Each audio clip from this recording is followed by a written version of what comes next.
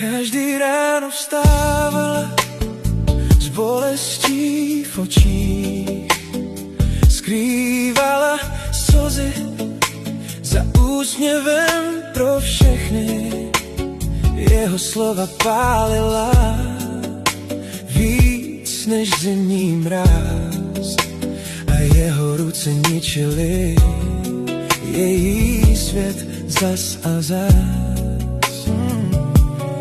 Kolikrát si říkala, že nemá kam jít, že musí jen mlčet a dál s tím žít, ale hluboko v sobě našla hlas, který šeptal: uteč, teď je čas. Už se nebojím, už nejsem ta žena, co stála v koutě a byla zlomená. Dneska kráčím dál, i když jizvy mám, svůj život zpátky si už nenechám vzít nám. Už se nebojím, už vím, kdo jsem, za zavřenými dveřmi neskončím jen snem. Odešla jsem pryč a našla svůj směr, teď nade mnou svítí nový den. Jednoho večera zbalila pár věcí, v srdci strach, ale v očích nový cíl.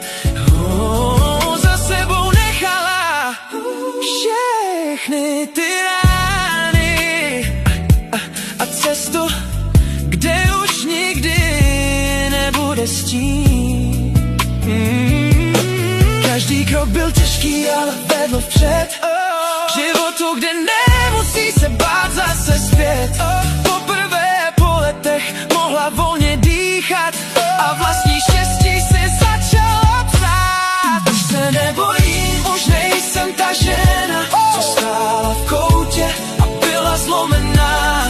Dneska kráčím dál, i když jizvy mám, svůj život zpátky si už nenechám vzít nám. Už se nebojím, už vím, kdo jsem, za zavřenými dveřmi neskončím jen snem. Odešla jsem pryč a našla svůj směr, nade mnou svítí nový den. Jizvy zůstanou, ale síla taky. Už nejsem vězeň svého strachu navždy. Když se podívám zpátky, dobře vím, že největší vítězství je odejít.